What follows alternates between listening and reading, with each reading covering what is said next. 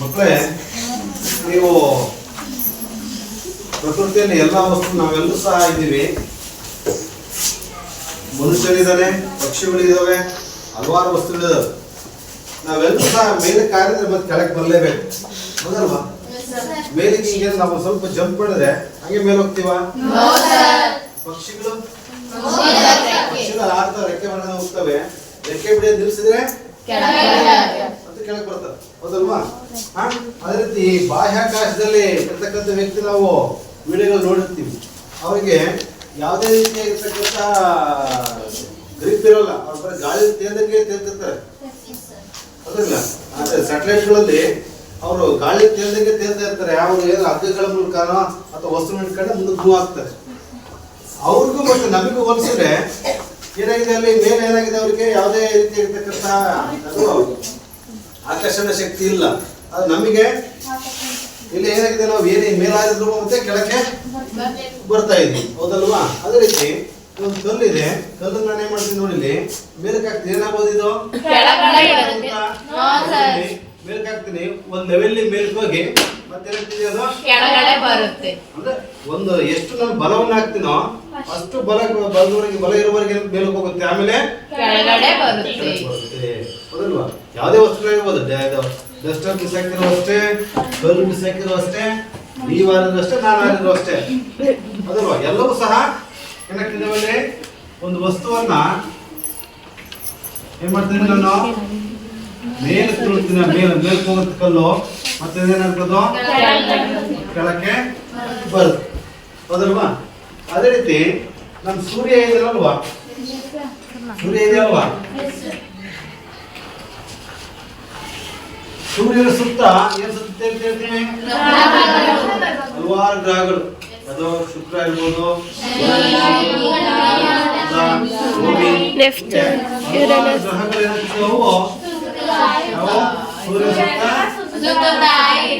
ವಿವಿಧ ಕಕ್ಷೆಗಳಲ್ಲಿ ಹೌದಲ್ವಾ? ಅದೇ ಇನ್ನೊಂದು ಉದಾಹರಣೆ ಕೊಡಿದ್ರೆ ನಮ್ಮ ಭೂಮಿ ಇದೆ, ಹೌದಲ್ವಾ? ಭೂಮಿಯ ಸುತ್ತ ಹೌದಲ್ವಾ? ಈ ಮೂರು ಉದಾಹರಣೆಗಳು ನೋಡಿದ್ರೆ ಇಲ್ಲಿ ಏನಾಗಿದೆ, ಈ ಮೂರು ಇದು ಈ ಕಲ್ಲಿರ್ಬೋದು ಅಥವಾ ಗ್ರಹಗಳಿರ್ಬೋದು ಅಥವಾ ಚಂದ್ರ ಇರ್ಬೋದು, ಇವುಗಳು ಮತ್ತೆ ಭೂಮಿ, ಇಲ್ಲಿಯೂ ಸಹ ಭೂಮಿ ಇದೆ, ಇಲ್ಲೂ ಸಹ ಸೂರ್ಯ ಇದ್ದಾನೆ, ಇಲ್ಲೂ ಸಹ ಭೂಮಿ ಇದೆ. ಇವು ಯಾವುದೇ ವಸ್ತು ಇರ್ಬೋದು ಅಥವಾ ಚಂದ್ರ ಇರ್ಬೋದು ಮತ್ತೆ ಗ್ರಹ ಇರ್ಬೋದು, ಇವುಗಳ ನಡುವೆ ಯಾವುದೋ ಒಂದು ಬಲ ವರ್ತಿಸ್ತಾ ಇದೆ ಅಂತ ಅನ್ಸಲ್ವ ನಮಗೆ? ಇಲ್ಲೇನಾದ್ರು ಇವ್ರು ಒಂದಕ್ಕೊಂದಕ್ಕೆ ಕಟ್ಟಿದ್ದಾರೆ, ಇಲ್ಲೇನಾದ್ರು ಬಂಧ ಇದೆಯಾ? ಏನಿಲ್ಲ. ಆದ್ರೂ ಸಹ ಏನಾಗ್ತಿದ್ದೇವು, ಅವ್ರ ಸುತ್ತ ನಿರ್ದಿಷ್ಟ ಕಕ್ಷೆ ಏನಾಗ್ತಿದ್ದೇವು ಸುತ್ತಾ ಇದ್ದಾವೆ. ಯಾವುದೇ ವಸ್ತುನ ಮೇಲೆ ಕೆಳಗೆ ಬೀಳ್ತಾ ಇದೆ ಅಂದ್ರೆ ಬೀಳ್ತಾ ಇದೆ ಅಂತಂದ್ರೆ ಅದೇನೆಂತ ಬಲ? ಅದು ಆಕರ್ಷಣ ಬಲ. ನನಗೆ ಯಾವ್ದೊಂದು ಬಲ ಇರಬೇಕು ಅಂತ ಯೋಚನೆ ಮಾಡಿ, ಯಾರೋ ಸರ್ ಐಸಾಕ್ ನ್ಯೂಟನ್ ರವರು, ಯಾರೋ ಐಸಾಕ್ ನ್ಯೂಟನ್ ರವರು ಈ ಎಲ್ಲಾ ವಸ್ತುಗಳ ನಡುವೆ ಇದು ಗ್ರಹಗಳು ಮತ್ತೆ ಸೂರ್ಯ ಇರ್ಬೋದು, ಕಲ್ಲು ಮತ್ತೆ ಭೂಮಿ ನಡುವೆ ಇರ್ಬೋದು, ಭೂಮಿ ಮತ್ತೆ ಚಂದ್ರ ನಡುವೆ ಇರ್ಬೋದು, ಅವ್ರ ನಡುವೆ ಒಂದು ಆಕರ್ಷಣಾ ಬಲ ಇದೆ. ಆ ಬಲ ಯಾವುದು ಅಂತ ಹೇಳಿದ್ರೆ ಅವರು ಗುರುತ್ವಾಕರ್ಷಣ ಬಲ ಇದೆ. ಅಲ್ಲೂ ನಮಗೆ ತಿಳಿಸ್ಕೊಟ್ಟಿರ್ತಕ್ಕಂಥವ್ರು ಯಾರು? ಅರ್ಥಾಗ್ತಿದ್ಯಾ? ಸರ್ ಐಸಾಕ್ ನ್ಯೂಟನ್ ಅವರು ನಮಗೆ ಏನಾಗಿದ್ದಾವಲ್ಲಿ ಈ ಎಲ್ಲಾ ವಸ್ತುಗಳ ನಡುವೆ ಯಾವ ಬಲ ಇದೆ ಅಂತ ತಿಳಿಸ್ಕೊಟ್ಟು ನಮಗೆ ತಿಳಿಸ್ಕೊಡ್ತಾರೆ. ಇನ್ನ ಇದನ್ನ ಕಂಡುಹಿಡಿಯಲಿಕ್ಕೆ ಇವರು ಒಮ್ಮೆ ಒಂದು ಕಥೆ ಇದೆ. ಏನಂದ್ರೆ ಈ ಸರ್ ಐಸಾಕ್ ನ್ಯೂಟನ್ ಅವರು ಒಮ್ಮೆ ಯಾವುದೋ ಸೇಬಣ್ಣಿ ಮರದ ಕೆಳಗೆ ಕೂತಿರ್ತಾರೆ. ಸೇಬಣ್ಣಿನ ಮರದ ಕೂತಿರ್ತಾರೆ. ಆ ಸೇಬಣ್ಣಿನ ಒಂದು ಸೇಬಣ್ಣೆ ಮಾಡ್ತಪ್ಪ ಅಂತಂದ್ರೆ ಒಂದು ಸೇಬಣ್ಣೆ ಭೂಮಿ ಮೇಲೆ ಬೀಳುತ್ತೆ. ಅವ್ರ ಮೇಲೆ ಬೀಳ್ಬೋದು, ಅವ್ರ ತಲೆ ಮೇಲೆ ಬೀಳ್ಬೋದು, ಅಥವಾ ಅವ್ರ ಮೇಲೆ ಬಿದ್ದಿರುತ್ತೆ. ಸೇಬಣ್ಣು ಮರದಿಂದ ಮೇಲಕ್ಕೆ ಯಾಕೆ ಹೋಗಲಿಲ್ಲ? ಹಿಂಗೆ ಯಾಕೆ ಬೀಳಲಿಲ್ಲ? ಅದ್ಯಾಕೆ ಬೀಳ್ತು ಅದ್ರ ಬಗ್ಗೆ ಅವರು ಯೋಚನೆ ಮಾಡಿದ ರೀತಿ ಯೋಚನೆ ಮಾಡೋದಕ್ಕೆ ಒಂದು ಕಾರಣ ಆಯ್ತು. ಆ ಯೋಚನೆ ಮಾಡ್ತಾ ಮಾಡ್ತಾ ಮಾಡ್ಕೊಂಡು ಅದ್ರ ಬಗ್ಗೆ ತಲೆ ಕೆಡಿಸ್ಕೊಂತಾರೆ, ಯಾಕೆ ಬೀಳ್ತಿದ್ದು ಅಂತ ಯೋಚನೆ ಮಾಡಿದಾಗ ಈ ಸೇಬಣ್ಣು ಮತ್ತೆ ಭೂಮಿ ನಡುವೆ ಯಾವ್ದಾದ್ರು ಬಲ ಇರ್ಬೋದಲ್ಲ ಅದ್ರ ಬಗ್ಗೆ ಯೋಚನೆ ಮಾಡ್ತಾರೆ. ಯೋಚನೆ ಮಾಡಿ ಅವನೇ ಕಾರಣ ಯಾವ್ದು ಗುರುತ್ವಾಕರ್ಷಣ ಬಲನೇ ಇದಕ್ಕೆ ಕಾರಣ. ಭೂಮಿ ಏನಾಗ್ತಿದೆ ತನ್ನ ಕಡೆಗೆ ಸೇಬಣ್ಣನ್ನ ಆಕ್ಚುಲಿ ಸೇಬಣ್ಣು ಸಹ ಗುರುತ್ವಾಕರ್ಷಣೆ ಅಂದ್ರೆ ಆಕರ್ಷಿಸ್ತಕ್ಕಂಥ ಬಲ ಹೊಂದಿದೆ. ಇದು ಸಹ ನನ್ನ ಕಡೆಗೆ ಹೇಳ್ಕೊಳ್ಳುವಂತ ಇದು ಸಹ ಆಕರ್ಷಿಸುವ ಒಂದು ಬಲವನ್ನ ಹೊಂದಿರತಕ್ಕಂಥದ್ದು, ಇದು ಸಹ ಬಲ ಹೊಂದಿದೆ. ಮತ್ತೆ ಅದ ಯಾಕೆ ಭೂಮಿ ಯಾಕೆ ಸೇಬಣ್ಣ ಕಡೆ ಹೋಗಲ್ಲ, ಸೇಬಣ್ಣ ಯಾಕೆ ಭೂಮಿ ಕಡೆ ಬರುತ್ತೆ? ಆಕರ್ಷಣ ಬಲ ಜಾಸ್ತಿ ಅನ್ನೋಕ್ಕಿಂತ ಭೂಮಿಯ ರಾಶಿ ಹೋಲಿಸಿದ್ರೆ ಸೇಬಣ್ಣಿನ ರಾಶಿ ತುಂಬಾ ಕಡಿಮೆ, ನಗಣ್ಯ. ಅದು ಸಹ ಏನದು ನಗಣ್ಯ ಅಂದ್ರೆ ಅದು ಪರಿಗಣಿಸಕ್ಕೆ ಸಾಧ್ಯವಿಲ್ಲ, ತುಂಬಾ ಕಡಿಮೆ ಅದದು ರಾಶಿಯನ್ನು ಹೊಂದಿದೆ. ಹಾಗಾಗಿ ಏನಾಗುತ್ತೆ ಅದು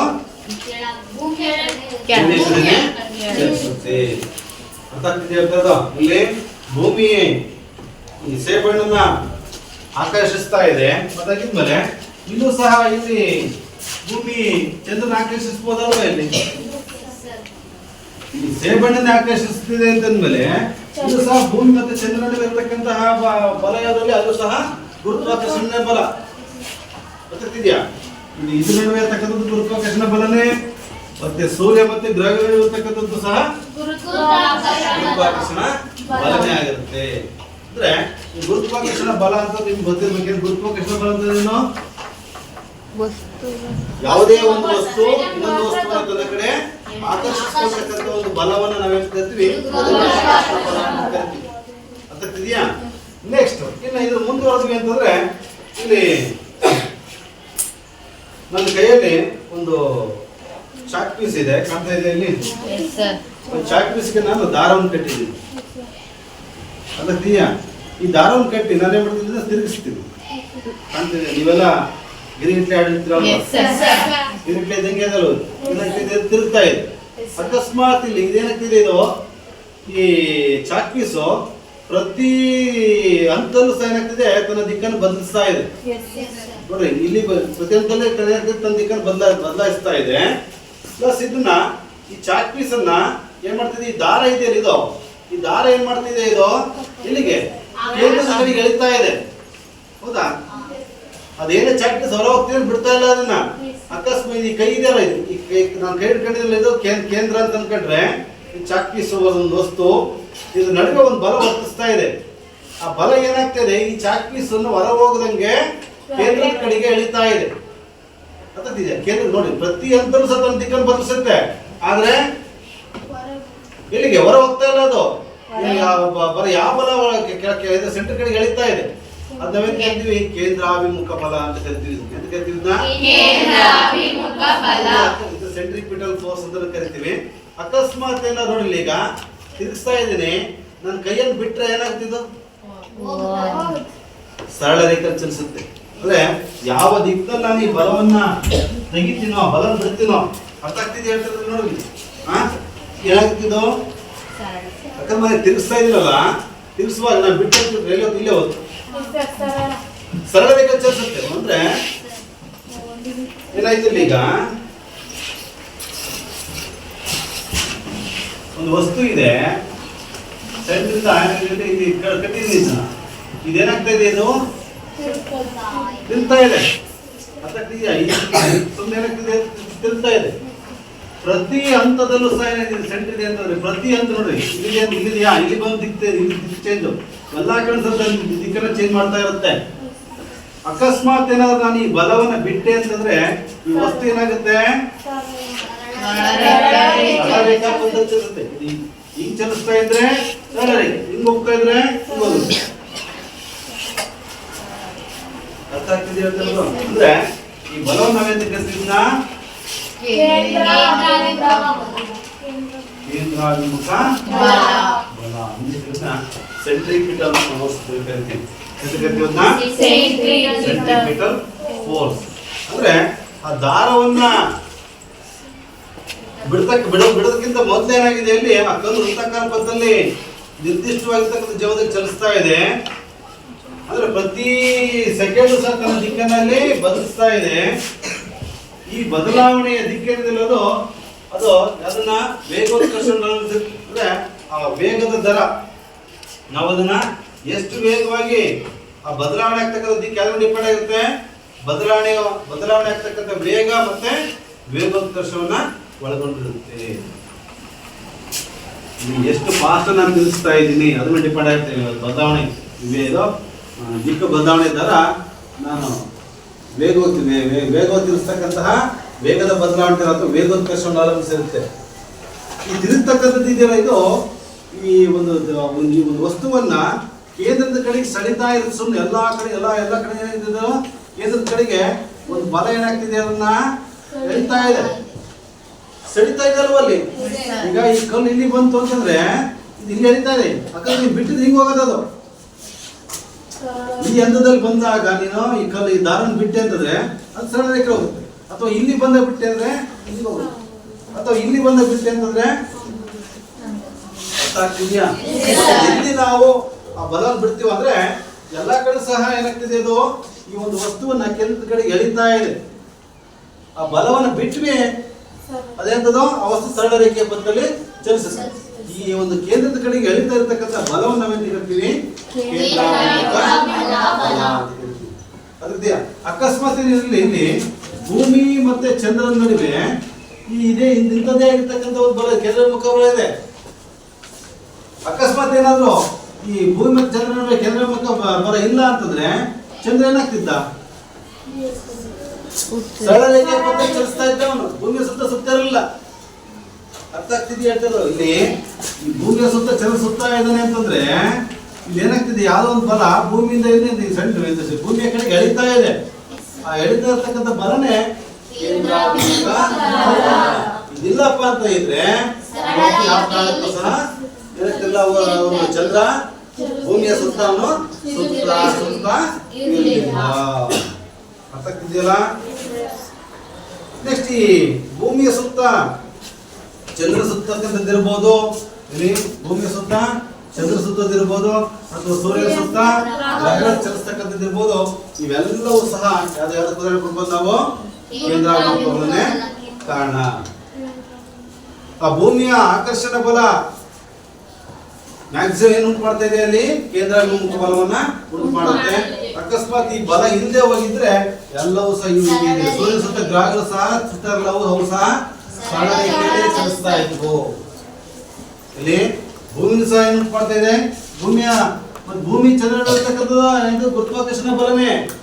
ಬಟ್ ಭೂಮಿ ಚಂದ್ರ ಏನ್ ಮಾಡ್ತಿದೆ, ಅದು ಸುತ್ತುವಂತ ಮಾಡ್ತಾ ಇದೆ. ಅಂದ್ರೆ ಏನು ಉಂಟು ಮಾಡ್ತಿದೆ, ಅದು ಕೇಂದ್ರಾಭಿಮುಖ ಬಲವನ್ನ ಉಂಟು ಮಾಡ್ತಾ ಇದೆ. ಹಾಗಾಗಿ ಭೂಮಿಯ ಸುತ್ತ ಚಂದ್ರ ಸುತ್ತಾ ಇದ್ದಾನೆ. ಮತ್ತೆ ಇಲ್ಲಿ ಭೂಮಿಯ ಸುತ್ತ ಚಂದ್ರ ಸುತ್ತನೆ ಅಂತಂದ್ರೆ ಚಂದ್ರ ಸುತ್ತ ಭೂಮಿ ಸುತ್ತ ಇತ್ತಲ್ಲ, ಯಾಕೆ ಭೂಮಿಯ ಸುತ್ತ ಸುತ್ತಾ ಇದೆ ನಮ್ಗೆ ಅದು ನೋಡ್ಬೋದಲ್ವಾ? ಅಂದ್ರೆ ಏನ್ ಹೇಳ್ಬೋದಲ್ಲಿ, ಇಲ್ಲಿ ಭೂಮಿಯ ಸುತ್ತ ಚಂದ್ರ ಸುತ್ತ, ಭೂಮಿಯ ಕಡೆಗೆ ಚಂದ್ರ ಆಕರ್ಷಿತವಾಗಿದ್ದಾನೆ, ಹಂಗಾಗಿ ಇವನು ಸುತ್ತಾ ಇದ್ದಾನೆ. ಯಾಕೆ? ಭೂಮಿಯ ರಾಶಿ ಹೋಲಿಸಿದ್ರೆ ಚಂದ್ರನ ರಾಶಿ ಕಡಿಮೆ, ನಗಣ್ಯ, ತುಂಬಾ ಚಿಕ್ಕದು, ತುಂಬಾ ಕಡಿಮೆ.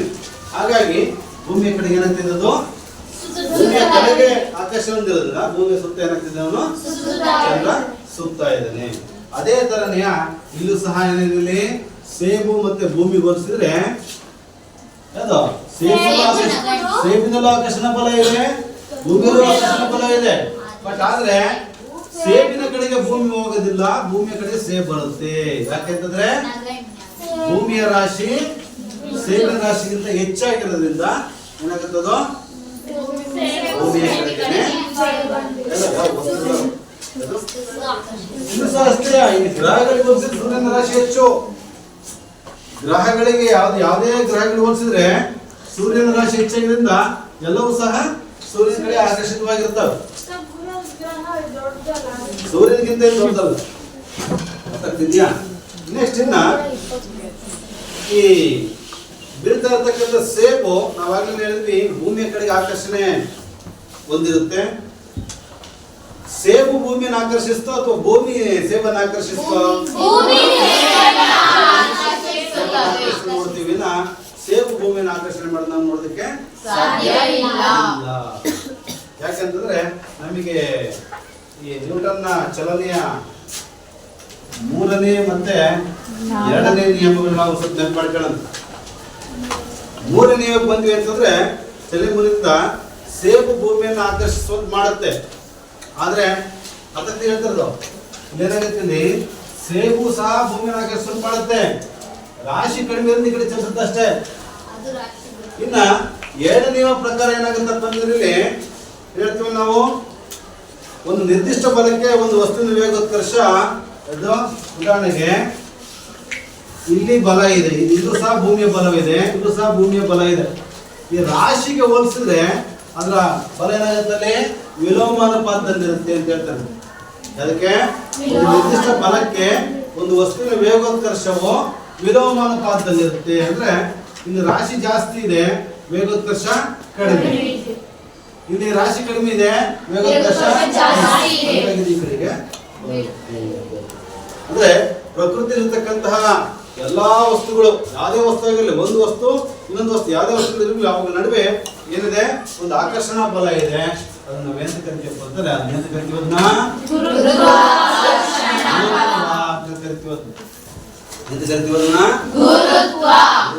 ಅಂದ್ರೆ ವಿಶ್ವದ ಎಲ್ಲಾ ವಸ್ತುಗಳು ಒಂದು ಬಲದಿಂದ, ನಾವೆಲ್ಲರೂ ಸಹ ಇದೀವಲ್ವಾ, ನಾವು ನಮ್ಮ ಇದು ಪೆನ್ನು, ಪೆನ್ಸಿಲ್ಲು, ರಬ್ಬರು, ನಮ್ಮ ಟ್ಯಾಗ್ಗಳು, ಕಲ್ಲು,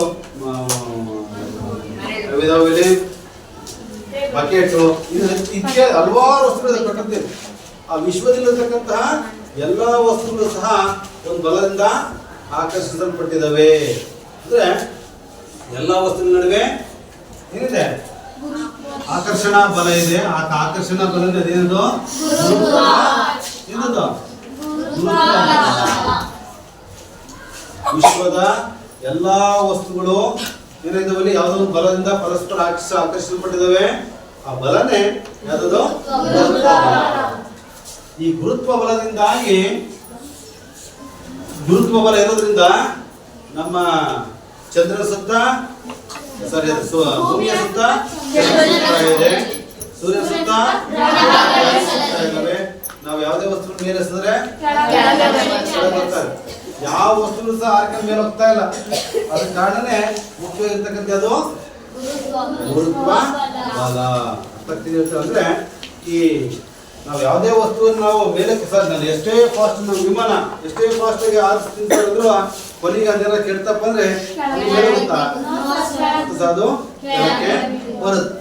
ಅರ್ಥ ಆಗ್ತಿದೆ ಹೇಳ್ತಾರೆ ಅಂದ್ರೆ ತನ್ನ ಶಕ್ತಿ ಎಷ್ಟಿದೆಯೋ, ತನ್ನ ಬಲ ಎಷ್ಟಿದೆ ಅಷ್ಟು ಮೇಲಕ್ಕೆ ಹೋಗುತ್ತೆ. ನಾನು ಒಂದು ಕಲ್ಲನ್ನು ಬಿಸಾಕ್ತೆ, ನೋಡಿ ನಾನು ಚಾಕಿ ಬಿಸಾಕ್ತೀನಿ, ಮತ್ತೆ ವಾಪಸ್ ಕೆಳಗೆ ಬರ್ತಾ ಇದೆ. ಅಂದ್ರೆ ನಾನು ಎಷ್ಟು ಬಲ ಅಷ್ಟು ಮೇಲೆ ಹೋಗುತ್ತೆ, ಮತ್ತೆ ಅದೇನಾಗ್ತದೋ ಕೆಳಕ್ಕೆ ಬೀಳುತ್ತೆ. ಇಂತ ನಾವು ಇಡೀ ವಿಶ್ವದಲ್ಲಿರ್ತಕ್ಕಂಥ ಎಲ್ಲಾ ವಸ್ತುಗಳಿಗೆ ಹೋಲಿಸಿದ್ರೆ ನಾವು ವಿಶ್ವವ್ಯಾಪಿ ಗುರುತ್ವ ನಿಯಮ ಅಂತ ಕರಿತೀವಿ.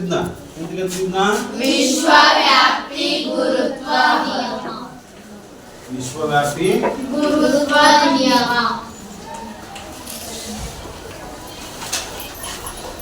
ವಿಶ್ವವ್ಯಾಪಿ ಗುರುತ್ವ ನಿಯಮ ಏನ್ ಹೇಳುತ್ತೆ?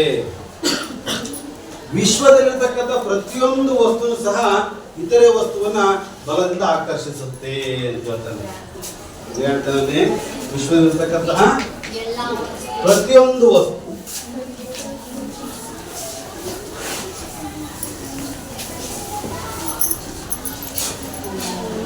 ವಿಶ್ವದಲ್ಲಿರ್ತಕ್ಕಂತಹ ಪ್ರತಿಯೊಂದು ವಸ್ತು. ಉದಾಹರಣೆಗೆ ನಾವೊಂದು ಎರಡು ವಸ್ತು ಬರೀತೀವಿ, ಎರಡು ವಸ್ತು ಇದೆ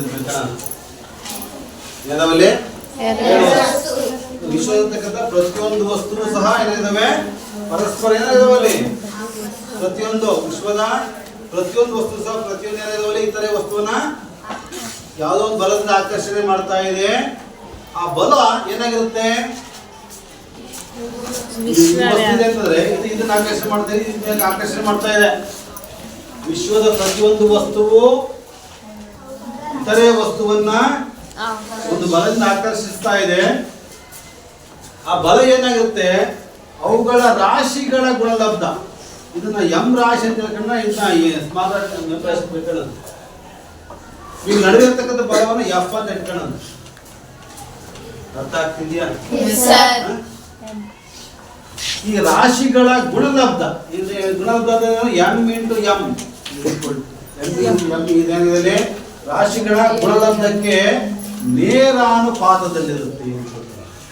ಡೈರೆಕ್ಟ್ ಪ್ರಪೋರ್ಷನಲ್ ಟು ಮಾಸ್. ಅರ್ಥ ಆಗ್ತಿದೆಯಾ? ಫಸ್ಟ್ ಪಾಯಿಂಟ್ ಇಟ್ಬಿಟ್ಟು ಇದನ್ನ ಏನಿದು ವಿಶ್ವವ್ಯಾಪಿ ಗುರುತ್ವ ನಿಯಮದ ಡೆಫಿನೇಷನ್ ಅರ್ಥ ಅಂತಂದ್ರೆ ಇದು ತಿಳ್ಕೊಳ್ತೀವಿ. ಏನದ ವಿಶ್ವದಲ್ಲಿರ್ತಕ್ಕಂಥ ಅಂದ್ರೆ ವಿಶ್ವದ ಪ್ರತಿಯೊಂದು ವಸ್ತುವು ಇನ್ನೊಂದು ವಸ್ತುವನ್ನ ಪರಸ್ಪರ ಇತರೆ ವಸ್ತುವನ್ನು ಒಂದು ಬಲದಿಂದ ಆಕರ್ಷಿಸುತ್ತೆ. ಆ ಬಲವು ಅವುಗಳ ರಾಶಿಗಳ ಗುಣಲಬ್ಧಕ್ಕೆ ನೇರಾನುಪಾತದಲ್ಲಿರುತ್ತೆ. ಸತ್ಯ ನಿಯಮ ಏನು ಹೇಳ್ತಾರೆ? ನಿಯಮ ಕಂಪ್ಲೀಟ್ ಆಗಿಲ್ಲ. ಅವುಗಳ ದೂರಕ್ಕೆ ಏನಾಗಿದೆ ಅಲ್ಲಿ ವಿಲೋಮಾನುಪಾತದಲ್ಲಿರುತ್ತೆ ಅಂತ ನಾವು ಇಕ್ವೇಶನ್ ನಂಬರ್ 1 ಅಂತ ಕರೆಯೋಣ. Equation number is indirectly proportional to ಅದು ಅವುಗಳ ನಡುವೆ ದೂರದ ವರ್ಗಕ್ಕೆ ವಿಲೋಮಾನುಪಾತದಲ್ಲಿರುತ್ತೆ ಅಂತ ಹೇಳ್ತಾರೆ. ಅರ್ಥ ಆಗ್ತಿಲ್ಲ? ಇದಿಷ್ಟು ನಾವು ವಿಶ್ವವ್ಯಾಪಿ ಗುರುತ್ವ ನಿಯಮ ಅಂತ ಕರಿತೀವಿ. ವಿಶ್ವವ್ಯಾಪಿ ಗುರುತ್ವ ನಿಯಮ ಅಂತಂದ್ರೆ ಏನಲ್ಲಿ ವಿಶ್ವದ ಪ್ರತಿಯೊಂದು ವಸ್ತುವು ಪ್ರತಿಯೊಂದು ಇತರ ವಸ್ತುವನ್ನ ಪರಸ್ಪರ ಒಂದು ಬಲದಿಂದ ಆಕರ್ಷಿಸುತ್ತೆ. ಆ ಬಲವು ಅವುಗಳ ರಾಶಿಗಳ ಗುಣಲಬ್ಧಕ್ಕೆ ನೇರಾನುಪಾತದಲ್ಲಿಯೋ ಮತ್ತು ಅವುಗಳ ನಡುವಿನ ದೂರದ ವರ್ಗಕ್ಕೆ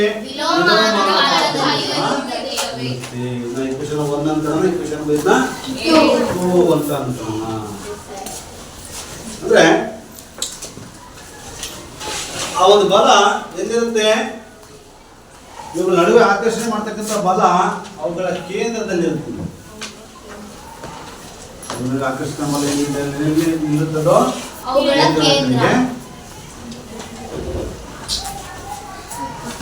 ಅರ್ಥ ಆಗ್ತಿದ್ಯಾ? ಅಂದ್ರೆ ಇವುಗಳ ನಡುವೆ ಇರ್ತಕ್ಕಂಥ ಡಿಸ್ಟೆನ್ಸ್ ನ ಡಿ ಅಂತ ಇಟ್ಕೊಂಡಿದ್ದೀವಿ.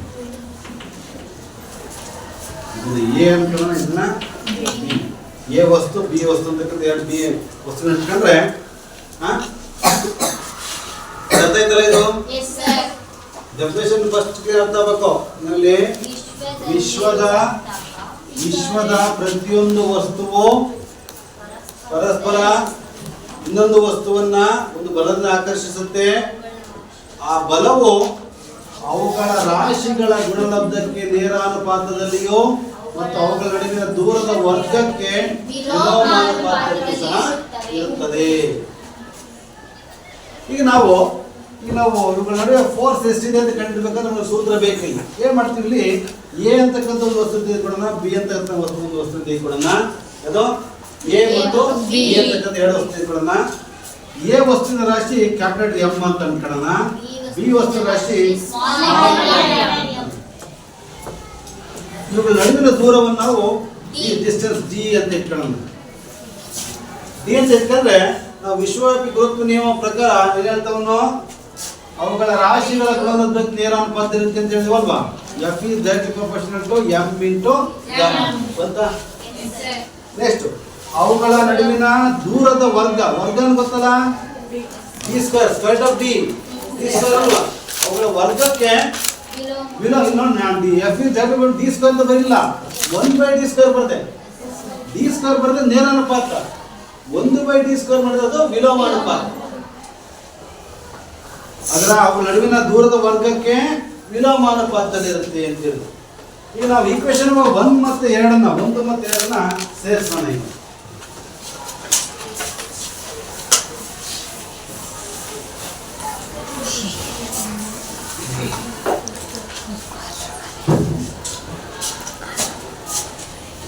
ಈಕ್ವೇಶನ್ 1 ಮತ್ತು 2 ಸೇರಿಸಿ ಬರೀನಿ. ಏನಾಗುತ್ತಲ್ಲ ಈಗ?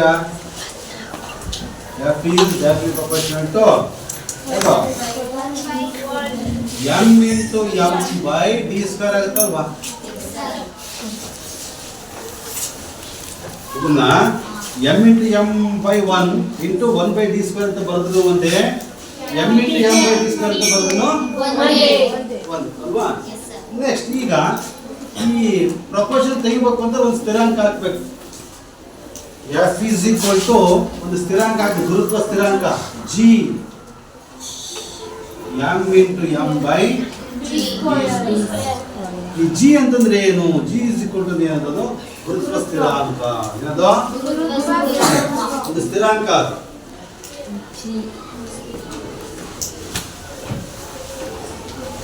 ವಿಶ್ವವ್ಯಾಪಿ ಗುರುತ್ವ ಸ್ಥಿರಾಂಕ ಇದು. ವಿಶ್ವವ್ಯಾಪಿ ಗುರುತ್ವ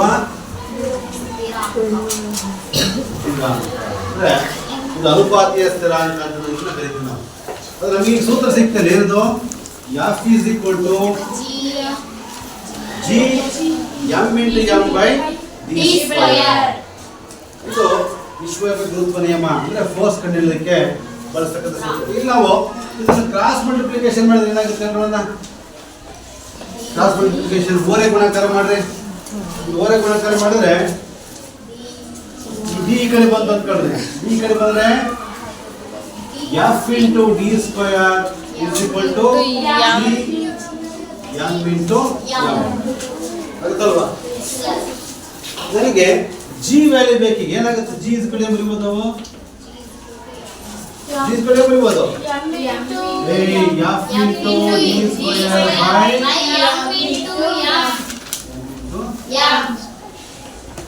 ಕರೆಕ್ಟ್ ಅಲ್ವಾ?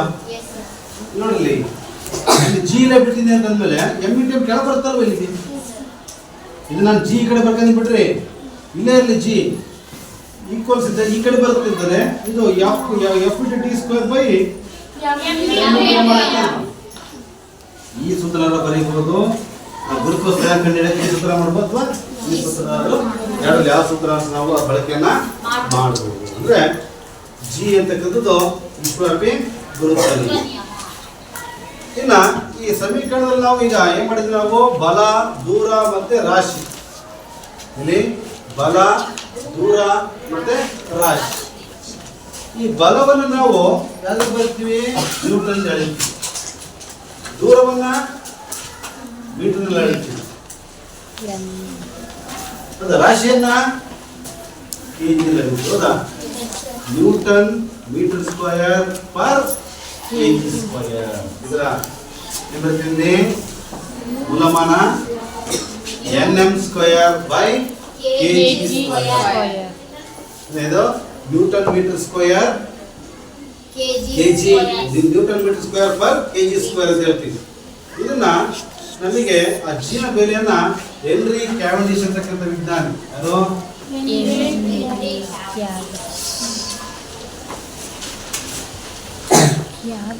ಹೆನ್ರಿ ಕ್ಯಾವೆಂಡಿಶ್ ಅಂತಕ್ಕಂಥ ವಿಜ್ಞಾನಿ ನಮಗೆ n ನ ಬೆಲೆಯನ್ನು ನಮಗೆ ತಿಳಿಸ್ಕೊಟ್ಟಿರ್ತಕ್ಕಂಥವ್ರು.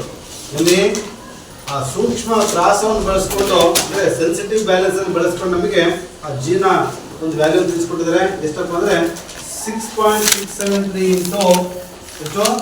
6.673 into 10 to the power G ನ ಬೆಲೆ ಎಷ್ಟು? 6.673 into 10 to the power -11 ಅದು newton metre square per KG square. Newton metre square per KG square. ಹೋಗಮ್ಮನಿಗೆ ಅರ್ಥಾಗ್ತಿದ್ಯಾ? ಇದೇನಿದು? G is equal to 6.673 into 10 to the power -11 ಇದು newton metre square per KG square. ಅರ್ಥಾಗ್ತಿದೆಯಲ್ಲ? ಅಂದ್ರೆ ಇದು ಅದನ್ನ ವಿಶ್ವವ್ಯಾಪಿ ಗುರುತ್ವ ನಿಯಮನ ಅಂದ್ರೆ ಫೋರ್ಸ್ ಕಂಡುಹಿಡಿದಿರ್ತಕ್ಕಂಥ ಅಥವಾ G ನ ಬೆಲೆ ಕಂಡು ಕೇಳ್ತಾರೆ ನಿಮಗೆ ಲೆಕ್ಕಗಳು. ಅವಾಗ ಈ ಸೂತ್ರ ಬರಿಬೇಕಾಗುತ್ತೆ. ಅರ್ಥಾಗ್ತಿದೆಯಲ್ಲ?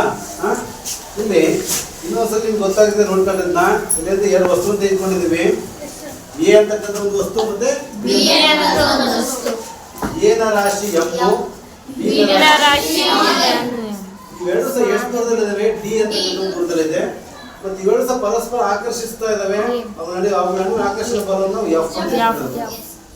F ಅಂತ ಇಟ್ಕೊಂಡ್ರೆ ವಿಶ್ವವ್ಯಾಪಿ ಗುರುತ್ವ ನಿಯಮದ ಪ್ರಕಾರ ಏನ್ ಹೇಳ್ತಾನೆ? ಎರಡು ವಸ್ತುಗಳ ಬಲ ಅದಕ್ಕೆ ಅವುಗಳ ರಾಶಿಗಳ ಗುಣಲಬ್ಧಕ್ಕೆ ನೇರಾನುಪಾತದಲ್ಲಿರುತ್ತೆ. ಮತ್ತೆ ಎರಡನೇ ಹೇಳ್ತಾನೆ, ಏನ್ ಹೇಳ್ತಾನೆ ಅವನು? ಅವುಗಳ ನಡುವಿನ ದೂರದ ವರ್ಗಕ್ಕೆ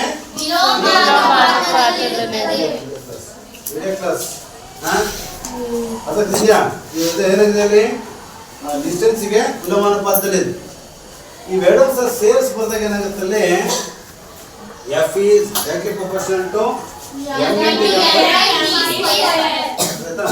ನೆಕ್ಸ್ಟ್ ನಾವು ಇದನ್ನ ಪ್ರಪೋರ್ಷನ್ ತೆಗೆದ್ವಿ ಅಂತಂದ್ರೆ ಕಾನ್ಸ್ಟೆಂಟ್ ಬರುತ್ತೆ, ಸ್ಥಿರಾಂಕ ಜಿ ಬರುತ್ತೆ. F is equal to G F by G square. Next ಇದನ್ನ ನಾವು ಏನ್ ಮಾಡಿದ್ವಿ, ಮೂರನೇ ಗುಣಾಕಾರ ಮಾಡಿದ್ವಿ ಅಂತಂದ್ರೆ ಎಫ್ ಈ ಡಿ ಸ್ಕ್ವೇರ್ ಈ ಕಡೆ ಬರುತ್ತೆ, F into D square is equal to G M. ಇನ್ನ ನಮ್ಗೆ ಜಿ ನ ವ್ಯಾಲ್ಯೂ ಬೇಕು ಅಂತಂದ್ರೆ ಎಮ್ ಇಂಟು ಮತ್ತೆ ಕೆಳ ಬರುತ್ತೆ, F into D square by ಮತ್ತೆ ಈ ಜಿ ನ ಬೆಲೆ ಏನು ಅನ್ನೋದು ನಮಗೆ ತಿಳಿಸ್ಬಿಟ್ಟಿರ್ತಕ್ಕಂಥ ಯಾರು? ಅದರ ಬೆಲೆ ಎಷ್ಟು?